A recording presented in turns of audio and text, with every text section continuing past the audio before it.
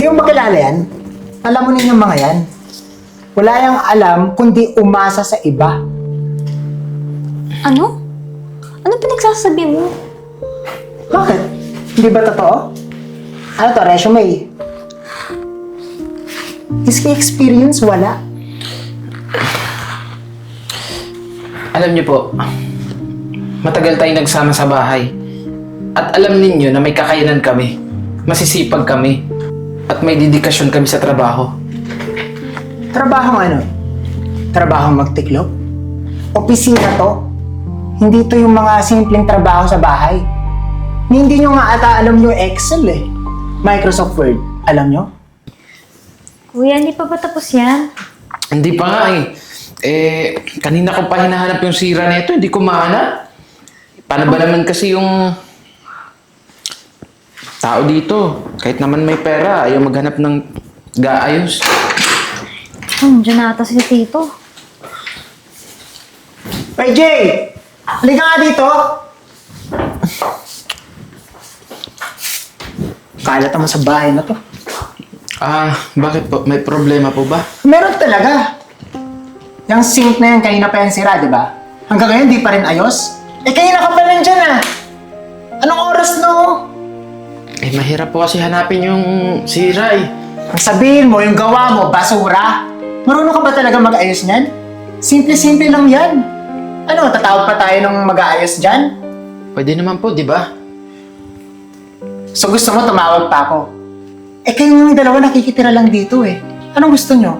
Libre kuryente? Libre tubig? Palamunin? Mas gusto mo, tatawag pa ako di gastos pa yun? Kayo nga, wala kayong ambag dito eh. Tumutulong naman po kami dito. Tumutulong saan? Paano? Magtiklop? Yun lang? Bills?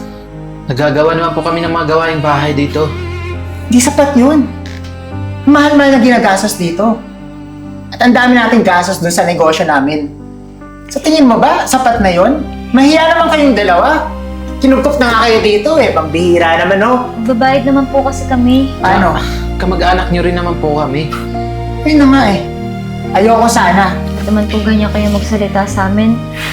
Parang minamaliit niyo po kami. Ba't ano ba gusto mo? Pagsilbihan kita? Ako ba yung nakikitira? Dapat nga hindi ganun eh. Sige, sorry ha. Sorry. Sorry po. Gusto mo ba linisin ko, tiklopin ko? Alam mo, ang kitid ng utak mo. Bagay kayong dalawa. Kayo na nga lang yung nakikitira dito, tapos ganyan kayo sumagot? Sandali lang po. Huwag niyo pong duro-duruin yung kapatid ko Sige po. Kung hindi po maganda yung pakikitungo niyo sa amin, mas mabuti pa umalis na lang kami dito. Go! Kasi magtiis kami sa inyo. Go! Sige. Umalis kayo ngayon din. Tara na Pao. Hindi natin kailangan magtiis sa mga tao dito. Tara na. Good. Alis. Lumayas kayo. Huwag kayong babalik ka. Cellphone mo Pao.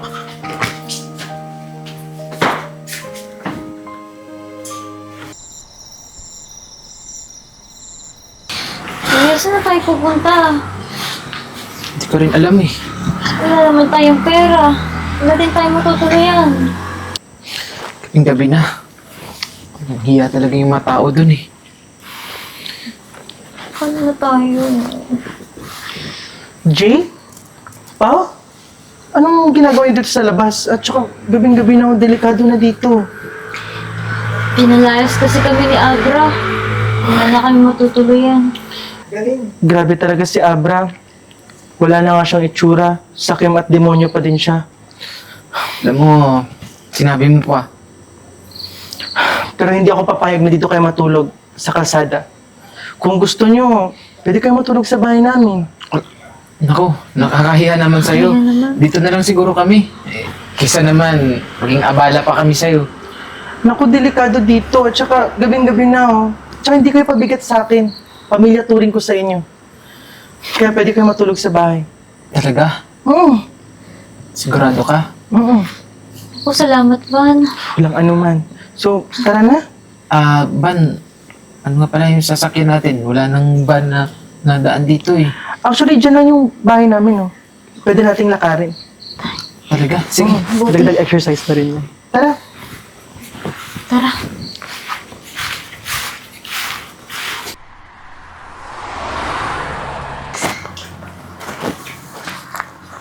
Good day po. Good day. Kami po yung mga applicant for today. Ito po pala yung mga requirements. Okay. Resume. Ma'am. Ako, kinuha niyo po kami dito. Gagalingan po namin. Saka masisipag po kami. Opo, marami po kaming kayang gawin. Mukha naman. So, Oh, anong ginagawa niyo dito sa opisina? Nag-a-apply kayo? Dito? Anong ginagawa niyo dito? Oh, nagsisimula lang kami. excuse me. Hindi kayo pwede mamlait dito. Shut up! Sige, tuloy mo. Opo. Di mo ba kilala yan? Alam mo ninyong mga yan. Wala yang alam kundi umasa sa iba. Ano? Ano pinagsasabi mo? Bakit? Hindi ba totoo? Ano to, resume? Iski experience, wala. Alam niyo po, matagal tayong nagsama sa bahay. At alam ninyo na may kakayanan kami. Masisipag kami. At may dedikasyon kami sa trabaho. Trabahong ano? Trabahong magtiklop? Opisina to? Hindi to yung mga simpleng trabaho sa bahay. Hindi nyo nga ata alam yung Excel eh. Microsoft Word, alam nyo? Hindi. Alam nyo lang, magbukas ng gate. Miski nga yung paglilinis sa bahay ng sink natin, hindi mo kaya eh. Paano ba nakuha itong mga aplikante na to? Porkit po ba dati lang kami naninilbihan sa inyo? Wala na kaming karapatan na maghanap ng ibang trabaho? Ganyan na ba talaga kaliit yung tingin mo sa amin? Alam mo, siguro nga, kasi wala ka namang ibang ginawa, kundi naitin kami. Para kayo dilalaitin. Eh yung mga ginagawa niya sa bahay, kalait-lait. Alam mo, tumigil ka na po. Nag-apply po kami dito para hindi na umasa. Alam kong hindi niyo yung maintindihan kasi hindi niyo naman naranasan yung hirap. Sa bagay, puro lang naman kayo pasarap. Pasarap? Ang drama? Pwede kang best actress. Sige, tignan natin. Tignan natin kung hanggang saan kayo dadalhin dito sa pag-a-apply nyo. Miski nga ata janitor, di nyo kaya eh. Sige. Ayusin mo yung trabaho mo ah. Hindi ka binabayaran dito para kumausap ng mga halatang walang mararating sa buhay.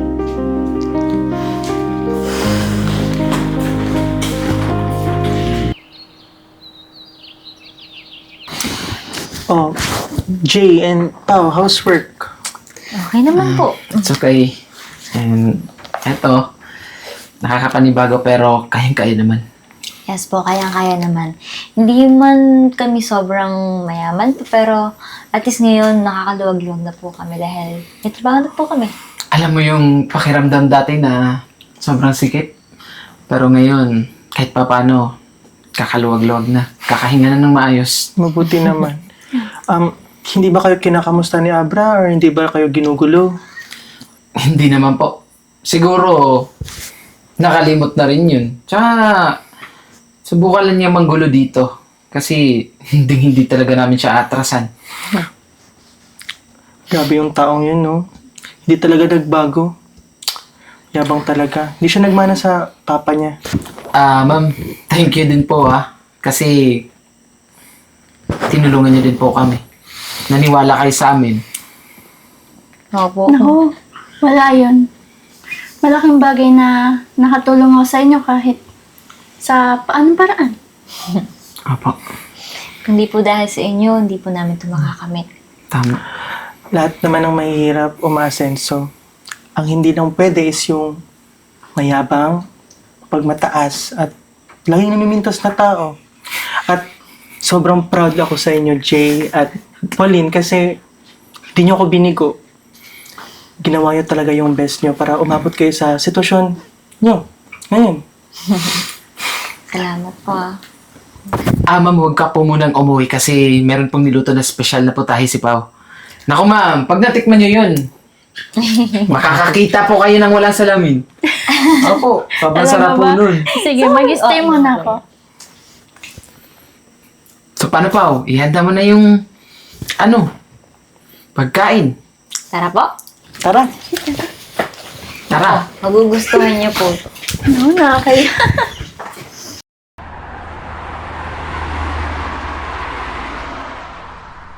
Opo, huwag po kayo mag-alala, babayaran ko po lahat yun. Ay, hindi naman, wag naman po sana. Wag na po natin ipaabot ng, ng korte. Ayoko na po sana ng mga kaso-kaso, pero wag po kayong mag-alala dahil binibenta ko na rin po kasi yung bahay na to hinihintay ko lang po yung buyer. Mababayaran ko rin po kayo, opo. Opo, wag po kayong mag-alala. Mababayaran din po namin kayo. Dali lang po, andito na po ata yung buyer. Pasok! Opo, kausapin ko po kayo ulit. Opo, pasensya na po. Tuloy!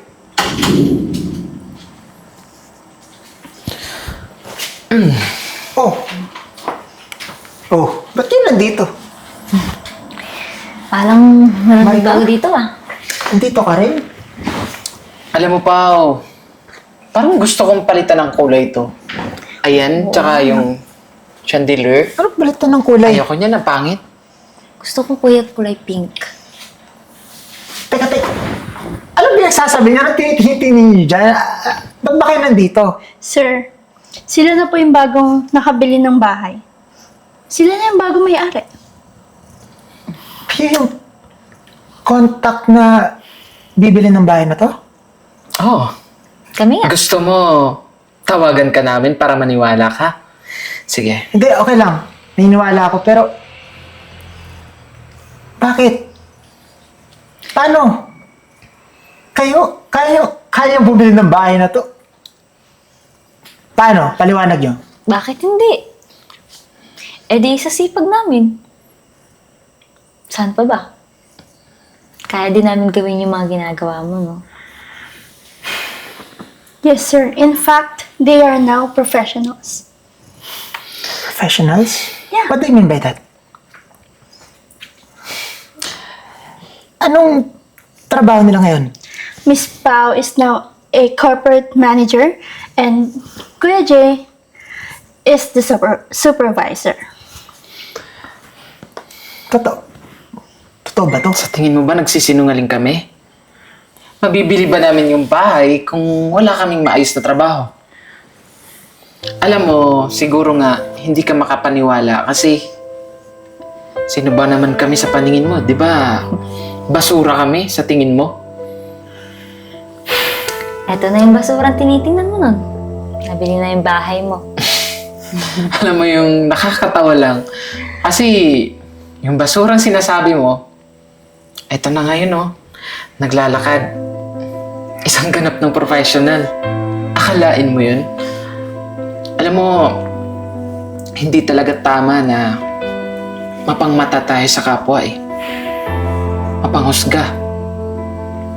Kasi hindi natin alam kung ano yung mangyari. Jay, Pao, baka naman pwede niyo ako bigyan ng palugit to. Magkakamag-anak naman tayo. Wala kasi akong matitirahan agad kung kukunin niyo agad tong bahay Baka pwede niyo naman ako pagbigyan. Pasensya ka na, hindi na namin problema yun ata. Siguro magsilbing aral na lang din yun sa'yo, no? Sana maunawaan mo na ang halaga ng tao ay hindi susukat sa pera. Tama. Sa bahay. Tama. Tsaka, alam mo, mas mabuti pa, maglilinis na muna kami ng mga basura ha. Eh, ang dami kasi nakakalat eh. Kasama ka na doon. Sige na, umalis ka na. Sino ba talaga pwedeng pagbigyan? Magkakamag-anak naman tayo. Pasensya na talaga noon. Alam kong sobrang naging masama ako sa inyo, pero baka naman pwede niyo ako pagbigyan. Hindi na ba talaga pwede? Hindi mo deserve ng second chance. Kaya kung ako sa'yo, bukas yung pinto, pwede ka na maglakad.